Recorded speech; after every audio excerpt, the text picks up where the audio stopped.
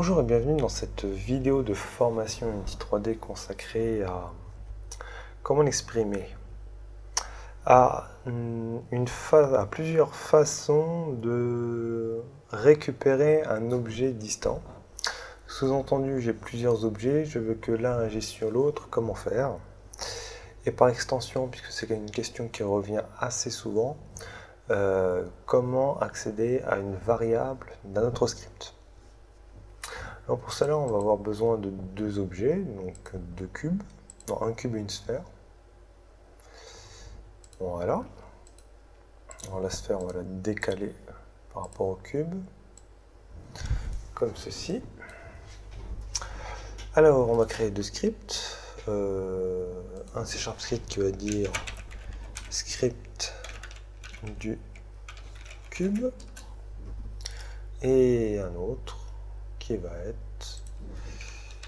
script de la sphère, S P H E R. Voilà. Alors le script de la sphère, on l'affecte à la sphère, le script du cube, on l'affecte au cube. Alors admettons que j'ai envie, à partir du cube, de pouvoir modifier les positions de la sphère. Alors déjà en premier, je vais éditer le script du cube, et j'ai plusieurs façons de faire. Une façon de faire qui est entre guillemets la plus efficace. Elle a quelques contraintes, mais l'avantage c'est que ça ne consomme pas beaucoup de ressources. Donc public GameObject sphère. Alors je vais mettre 2 E parce que sphère est peut-être un mot protégé, il faut éviter de les utiliser. Alors, on a notre cube et on a notre sphère. Donc si je veux pouvoir modifier ici et dire que je veux modifier sa position, donc transform position, je vais lui mettre comme position le vecteur d'origine du monde, donc 0, 0, 0. J'ai cette variable là qu'il faut que je renseigne, et bien dans ce cas là je peux sélectionner ma sphère et l'affecter directement à ma variable. Si je lance sur play, ma sphère s'est mise au centre du monde. On a une autre façon de faire. On va la mettre en private, cette variable. De cette façon, on ne peut plus tricher. Si je lance, ça me dit qu'il y a une erreur, ben oui, puisque je n'ai pas affecté ma variable sphère. Donc je vais d'abord l'affecter. Donc pour cela, je vais faire appel à une méthode, la pire entre guillemets, c'est la commande find. Find, ça récupère à partir du nom. Donc notre nom, c'est sphère. Et pourquoi est-ce que je dis que c'est la pire? Parce qu'il faut que je vous explique son mode de fonctionnement. Find, ça va chercher dans tous les objets du panneau hiérarchie l'objet correspondant. Sous-entendu, si vous avez 4000 objets, ça va fouiller les 4000 objets. Donc sous-entendu, si vous faites ça dans un start, c'est-à-dire fonction qui est lancée au lancement de la partie, pas de souci.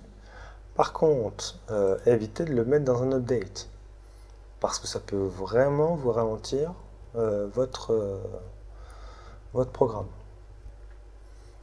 Donc un find, c'est vraiment pour... donc c'est un des moyens pour trouver un objet, mais c'est le pire au niveau des performances. Pas de la pertinence, mais au niveau des performances. Alors une autre façon de faire, qui consomme un peu moins de ressources, mais qu'il faut faire un petit peu attention, c'est à partir des tags. Donc là, on va ajouter un tag, et on va dire tag YOLO. Puisqu'apparemment, il y en a beaucoup qui le disent sur Internet. J'espère que ce n'est pas une insulte, puisque je ne sais pas ce que veut dire cette chose. On va pouvoir affecter ce tag YOLO.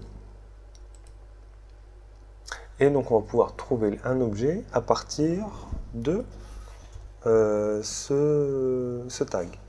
Donc là ça va plus être find, mais ça va être find with tag. Et ici on va mettre le tag YOLO.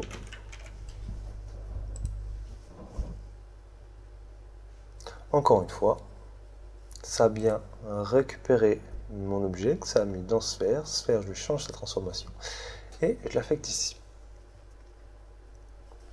Alors, vous me dites c'est bien, mais nous, notre script la sphère, on a une variable. On a une variable publique. Public, pas statique, float, nombre,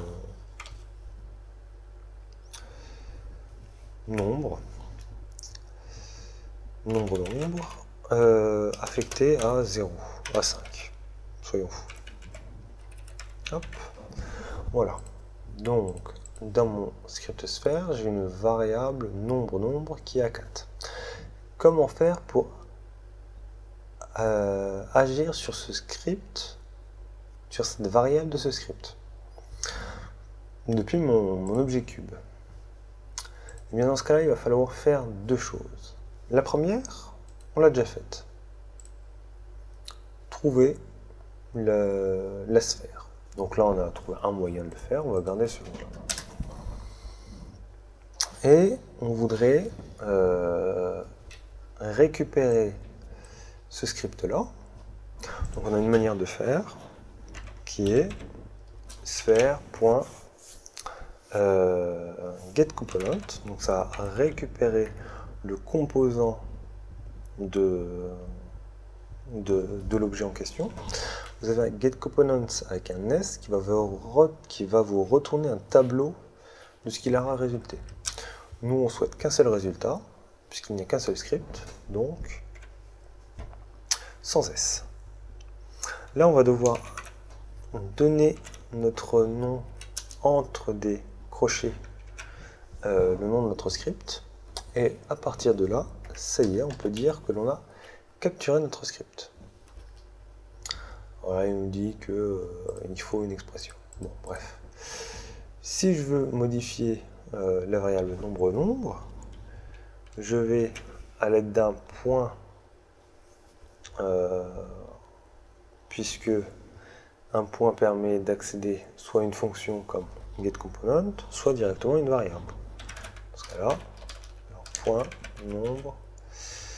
Pourquoi est-ce qu'il ne trouve pas? Trouver. Petit souci, une erreur de ma part, pardon. C'est une méthode, alors c'est une syntaxe un petit peu particulière, mais retenez-la par cœur. Simplement c'est une méthode et donc par conséquent ça fait appel à des arguments. Et donc ici maintenant je peux accéder à la variable publique nombre. Je lui affecte la valeur 5 et je lance. J'ai lancé, j'ai repositionné la sphère et j'ai changé la variable de mon autre script. Voilà, vous êtes maintenant capable de récupérer un objet. Alors encore une fois, find, c'est à utiliser dans les starts. GetComponent, vous pouvez les utiliser dans les updates, mais à utiliser vraiment avec parcimonie. Vraiment faites attention parce que ça peut vite vous consommer beaucoup de ressources. Et le find, c'est vraiment bannissez-le de update. C'est vraiment jamais dans un update. À moins que vous êtes dans un jeu tour par tour, dans ce cas-là, bon, ça peut aller, mais ça va vous geler le programme. Donc, pas longtemps, mais ça va se voir. Donc voilà, donc, find, c'est pour trouver un objet à partir du nom. Find with tag à partir d'un tag. Et getComponent permet d'avoir un composant dans un objet que l'on a capturé. Par exemple, ici, on n'a pas eu à le faire, mais Unity le fait lui-même. C'est-à-dire qu'ici, il a fait un getComponent, ouvrez les crochets, transforme, fermez les crochets, parenthèse, point, Et là, il a mis position. Donc, grosso modo, ce qu'il a fait, c'est ça. Sphere.get. Alors, c'est une majuscule à G. Get component. Transform. Hop, hop, position. Ces deux lignes-là sont exactement les mêmes. Et Unity traduit ça en ça quand il crée, quand il